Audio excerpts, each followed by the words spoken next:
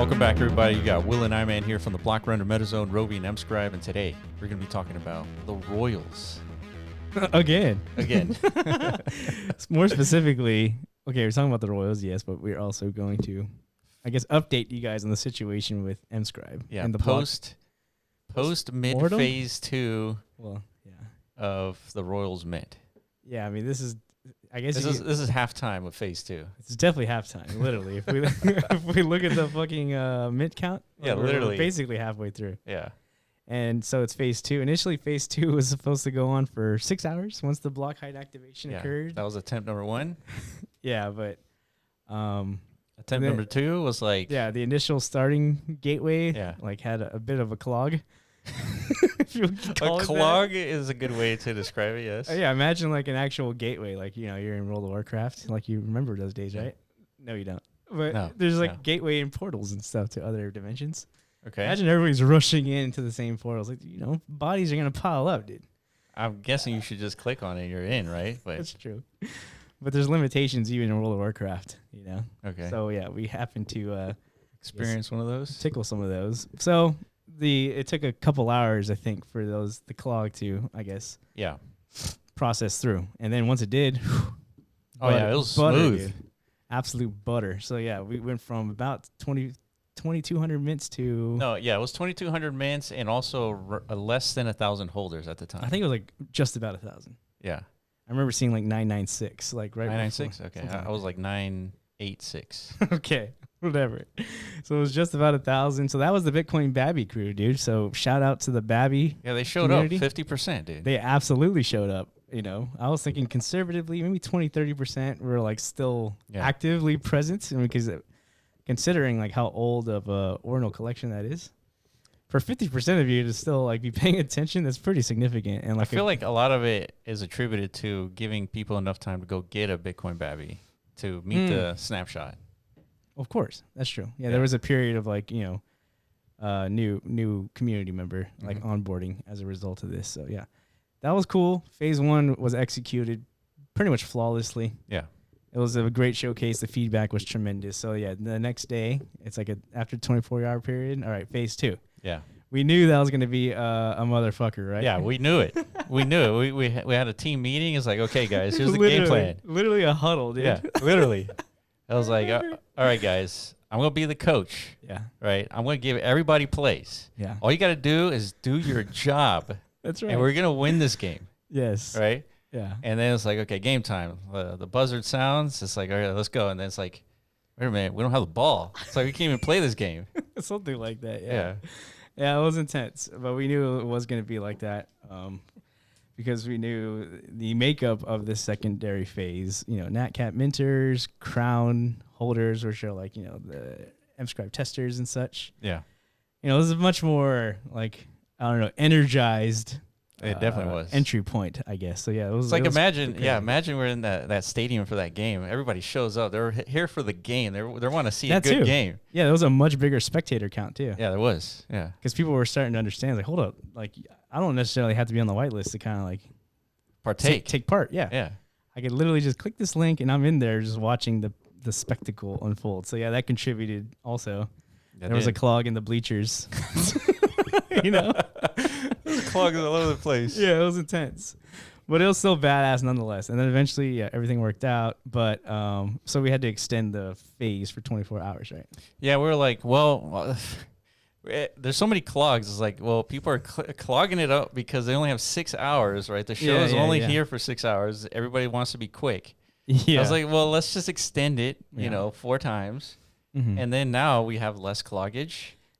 That's right. And finally, we pushed a few buttons, pulled a few levers, and then the clogs were unclogged. Yeah, and it was much more like civilized and basically it's like Black Friday doors or just like let's not architect a human stampede event. Yeah, a digital one. Yeah. Yeah. So yeah, the whole 6 hour time frame. Maybe that's something that makes a little bit more sense into the future.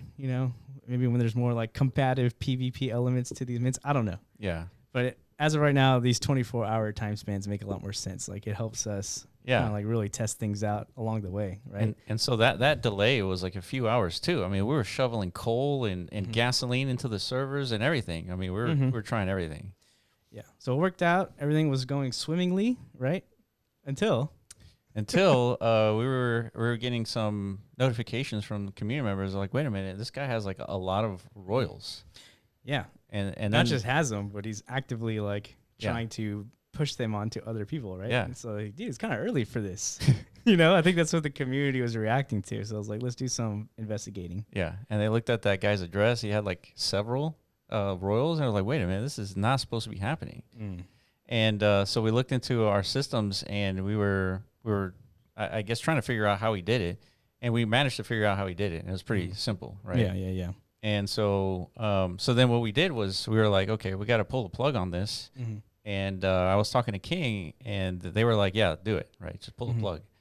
And because the whole point of this is to have an equal distribution. We're going to talk about why that's important here in a minute. Yeah. But the whole point is to have an equal distribution. And if you have like at least one or a few actors figuring out how to mint themselves many of these things legitimately, and, you know, still King got paid for those transactions. So it wasn't like some sort of like hack or workaround to like not pay, but they, you know, they still got paid. Yeah. That's the whole point of privilege authority, right? You can't go around. You can't. Yeah. You can't just copy and paste the inscription. No, impossible. And like somehow dupe the track into thinking this is a valid mint. No. Impossible now. Literally impossible. Yeah. Shout out to Benny and team. And it's impossible not because we're saying it's impossible and it's like, oh, we're going to test these guys. No, it's cryptographically impossible. If you manage to break this, you are breaking cryptography. Wow. If you manage to break this, that means you can break Bitcoin and you can break any, you know, encryption level security. Wow. Right? That's what I mean by impossible. Correct. Now, of course, you can do this with quantum computing, but, you know, let's wait for that. Yeah. Okay. Well, that didn't happen. Thank God. No. We were like, dude, did somebody, you know, actually use quantum computing? It was like, how did this happen? It's like, no, none of that. Okay, Google isn't or who's the one who has that chandelier of a quantum computer? Is it Google? I think it's IBM. So. Maybe IBM, yeah. So IBM isn't like in here just trying to like. Dude, now that's a chandelier. I'll be down. Cause I hate chandeliers, but just have it in your house, a fucking golden chandelier computer. I don't know why the fuck it's got to look like that, but I guess it's early day. Yeah, quantum. It has to be cold and all that stuff. Whatever. That's a whole different. That's a podcast. Yeah, we can get into quantum computer later. Okay, so it was identified the problem, and then pulled the plug. Now here we are, probably like maybe 8, 9, 10 hours after that happened. Yeah. And so if you got those guys, once this video is published, probably be a few hours from now. Most likely, the mint will still be paused. Yeah. So. Yeah, because we work on a solution. It's not a hard solution. It's just we have a move around a couple of things, but there's going to be a benefit to this, right? You'll be able to use. You still have to use the 3 wallets, Xverse, Unisat, and Lether. You still have to connect those wallets, but you'll be able to pay with any wallet, right? You have Coinbase on your phone. You have some sort of like account somewhere that you want to use to pay for these mints. You can actually pay with any wallet. Interesting. But you still have to connect one of the 3 wallets that we support, right? Right. No, I mean, you just have to. But yeah, once that's implemented, you'll be able to see that. And it's going to be a much smoother and faster experience after this. And on top of this, we're going through all the support items to cover all the addresses that should have been on phase 2 whitelist. Yeah. Put them in there for this next update for the second half of this game, for the second half of the PvP, and then we're off to the races. Yeah, so the official announcements will probably come out later today, sometime after this video goes out. You know, so definitely be in the Discord. Pay attention to the Twitter, Mscribe. Yeah. Twitter page. It'll have much more like clear outlines as far as like time frames for the rest of this mint, and then most likely we'll have like that list of like the people who, like you're saying, that should be on phase 2 but we're not. Yeah, there's a lot of individual sifting that we got to do. Yeah, just to make sure that. Yeah, so we were reading the comments in our Discord. They're like, people are expecting some sort of Web 2 experience where you don't deal with any bugs, and this is like. An injustice that we have to wait. Yeah. Right. Yeah. Those are people who've never had to build anything and they don't understand how any of this stuff works. So just don't pay attention to them. Yeah. From my perspective, this is how it's supposed to be, right? Yeah, we were talking about this. It's like, remember back in the early Ordinal days? Yeah. Right. UNISAT got hacked. Yeah, but that was like a big time hack. Serious hack. People were getting their like losing funds and stuff, I think. Yeah. Just early. I remember first hitting Ordinals and like the vibe of seeing like just how early the infrastructure phase was and all these different like service providers and stuff. To me, that was like a good thing. That was a bullish sign. I liked seeing the fact that like whenever Unisat's indexer went offline, like everybody's like third-party supporting platforms, like keeping metrics of like the BRC20 space went offline as well. It's like, damn, dude, there's obvious problems here that need to be fixed and worked on. That's what led us to figuring out like track is a big deal. You know? Yeah. I mean, that's when we figured out it's like as soon as the Unisat indexer went down, your wallet balances are gone. Yeah, everything was just I remember you were telling me, it's like, dude, I got hacked. I was like, well, what happened? And you didn't get hacked. No. The indexer went down. Right. So I literally just like nuked like the entire, BRC20 ordinal space for like a little period of time. Yeah. This is like in March. Yeah, but after like recovering from that like, short infarction or whatever they call those, like little mild heart attacks. Yeah, palpitation. And I recovered. It's like, you know what? That was actually a good sign. It's like I'm at the right spot, right? Yeah. You want to be like where something actually new is occurring, right? BRC20s was absolutely something new on Bitcoin. Yeah. Right. And be the phase of that like ecosystem maturation where you're experiencing difficulty, right? Pain, friction, right? Because that is like the opportunity of a lifetime. Yeah, 100%. Right in front of you. If you can manage to like not be so turned off by those pain points. Yeah, and push through the pain. Push through the pain. If you had pushed through the pain and like trying to buy Bitcoin in 2012 or whatever it was, I mean, you'd be chilling. I'd be super chilling. But yeah, guess what? The infrastructure was ass back then. It was so much to figure out, and like things were like slow, and I was like, man. Yeah, and you just gave up. Yeah, I was like, screw this. I'm going back to biology. I'm going to TD Ameritrade. I'm gonna try and trade some stonks. Yeah. Some legacy boomer stuff. Right. It's pre-meme stock era, by the way. It was super boring. I was like looking into graphite technology, dude. How boring is that? It's so boring. It's actually pretty interesting. It is interesting, but nonetheless, yeah. I like crypto a whole lot more. Yeah. But that's the point, right? We're supposed to collectively kind of like be aligned and understanding where we are with like this this whole ecosystem, right? Yeah. It's like, remember Ethereum when they did a DAO hack? Mm-hmm. Remember how big of a deal that was? Yeah. And they got past it, right? Correct. Early development stuff is never going to be pretty. It never 100%. Is. Yeah, and this is good for the royals, for those who've already minted and those who are going to mint. This is part of the lore. Yeah. This is part of like a year out from now, potentially when these things are like, blue chip in the whole like non-fungible token space. Yeah. If you were going to like look back and like, tell these tales of these war tales to their fucking children and stuff, is like, yeah, I pushed through like the fucking painful phase. It's like, what's that meme? It's like fucking legend or whatever. Yeah. Telling your son. Yeah. That's why I'm able to buy you, your new sweet Tesla. Your sweet 16 car. Yeah. Because I pushed through this shit, right? So yeah, this doesn't phase us at all. I mean, those individual people in the Discord who like are just fudding to all. Like as FUD as they can, they're trying to FUD. Yeah. Use this as an opportunity to like, those you could tell they're completely unexperienced. Yeah. They don't understand what's actually happening. Yeah, but the community's rallying around us, and that's what we like to see, because most of y'all understand like what's actually happening here. It is literally setting the foundations for like a new paradigm. That's a good segue. So what foundation are you talking about, man? What do you mean by foundations? I thought we were chilling over here in Ordinals where artists had to inscribe 50 grand worth of assets to themselves so they can sell it on Magic Eden and do a launch pad. Mm-hmm. It's like, isn't that good? I was like, well, actually, not really, right? Because a lot of these are concentrated mints to a few, but the question is, well, why does this matter, right? And so this is one of the questions I was asking you in preparation for this video. It's like, why does it actually matter, right? And then, so let's take a look at some differences here. So we're at halftime, right? So the supply here is 10,080. There's 5,600 in circulation, and literally, basically halftime. Yeah. But the ratio here is about 1.38, so basically 1.5 per holder, right? That's the ratio of asset to holder. Yeah. But let's take a look at some of the other ones here, right? Node Monkeys, 5,000 holders, right? This one is OMB. Well, OMB is not fully a 10K collection, so yeah.